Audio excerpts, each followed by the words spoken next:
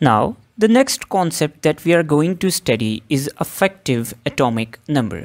ये concept shielding के साथ बड़ा closely related है. Now, what is the effective atomic number? It is the nuclear charge experienced by last shell or valence electrons. So, it is the nuclear charge experienced by valence electrons. Now, what do we mean by that? Let us consider an example. Now let us consider कि हमारे पास एक element है जिसका atomic number है 10.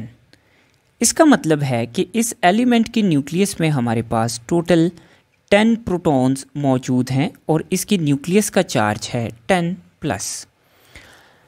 अब ये जो last shell के इलेक्ट्रॉन्स हैं, ये 2 इलेक्ट्रॉन्स, 8 इलेक्ट्रॉन्स इनर शेल में होंगे, 2 इलेक्ट्रॉन्स आउटर शेल में. अब ये जो लास्ट शेल के इलेक्ट्रॉन्स हैं, ये न्यूक्लियस का फुल फ्लैज फोर्स को एक्सपीरियंस नहीं करते. अब न्यूक्लियस की जो फुल फ्लैज फोर्स है that is equal to 10+ charge. लेकिन ये लास्ट शेल के इलेक्ट्रॉन्स इस 10+ चार्ज को फुली एक्सपीरियंस नहीं कर सकते, बिकॉज कि हमारे पास लास्ट शेल से अंदर कुछ शेल्स आते हैं जिनके अंदर ऑलरेडी इलेक्ट्रॉन्स मौजूद होते हैं. तो उन इलेक्ट्रॉन्स की स्क्रीनिंग की वजह से जो लास्ट शेल के इलेक्ट्रॉन्स हैं वो न्यूक्लियस की फुल फ्लैज फोर्स को एक्सपीरियंस नहीं कर पाते. अब जितनी फोर्स को ये लास्ट शेल के इलेक्ट्रॉन्स एक्सपीरियंस करेंगे उसको हम कहते हैं इफेक्टिव न्यूक्लियर चार्ज. इसकी एग्जैक्ट वैल्यू तो बताना मुमकिन नहीं है, लेकिन कुछ फैक्टर्स हैं जो इसमें कंट्रीब्यूट करते हैं. Any how, effective nuclear charge is always less than the atomic number. यानी 10 प्रोटॉन्स जो हैं उनकी फोर्स से हमेशा वो फोर्स कम होगी जो लास्ट शेल के इलेक्ट्रॉन्स एक्सपीरियंस कर रहे हैं.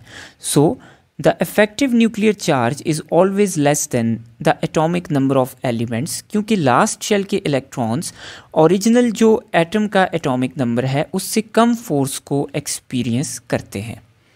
नाउ ऐसे कौन से फैक्टर्स हैं जिसकी वजह से इफेक्टिव न्यूक्लियर चार्ज इफेक्ट होता है? So the most important factor is shielding. आपके पास शील्डिंग जितनी ज़्यादा होगी, इसका मतलब है कि लास्ट शेल के इलेक्ट्रॉन्स को अंदर के इलेक्ट्रॉन्स ने काफ़ी प्रोटेक्ट कर लिया है न्यूक्लियस के चार्ज से.